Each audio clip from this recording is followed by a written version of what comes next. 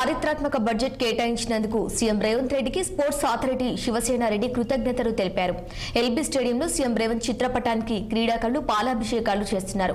ఉమ్మడి ఆంధ్రప్రదేశ్లో కానీ తెలంగాణ రాష్ట్రంలో కానీ గత 10 సంవత్సరాలలో కేటాయించని బడ్జెట్ క్రీడలకు కేటాయించడం ఇదే మొదటిసారి అని శివసేన రెడ్డి వ్యాఖ్యానించారు. యావత్ క్రీడా సమాజం తరపున ముఖ్యమంత్రికి హృదయపూర్వక ధన్యవాదాలు తెలిపారు. సీఎం ఇచ్చిన స్ఫూర్తితో క్రీడారంగ అభివృద్ధికి స్పోర్ట్స్ అథారిటీ ద్వారా నిర్మాణాత్మకమైన కృషి జరుపుతామని శివసేన రెడ్డి అన్నారు. ఆయన ఎట్టి పరిస్థితుల్లో నేను శాట్ బాధ్యతను తీసుకోక ముందే చెప్పినాడు. ఖచ్చితంగా క్రీడలకు స్పెషల్గా వారికి ఒక జీవో తీసుకొని వచ్చైనా సరే ప్రత్యేక నిధులను కూడా తీసుకొస్తాం. దాంతోపాటు ఏ విధంగా అయితే ఈ 10 ఏళ్లలో ఈ క్రీడాభిమానులు ఇబ్బందులు పడుతున్నారో వాటన్నింటినీ అధిగమించి రాష్ట్రంలో నెంబర్ 1 దేశంలో నెంబర్ 1 చేసే విధంగా ముందుకు తీసుకోవాల్సిన బాధ్యత మీ మీద ఉంది, మనందరి మీద ఉంది.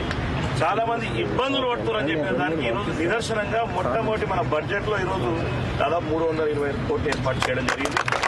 ఇప్పుడు సీతారాం మందే ఇచ్చేటోళ్ళు కూడా ఈసారి దీంతో పాటు మళ్ళీ స్పెషల్ గ్రాంట్ ఫండ్ కూడా ఏర్పాటు చేస్తారని కూడా ఆయన చెప్పిండు.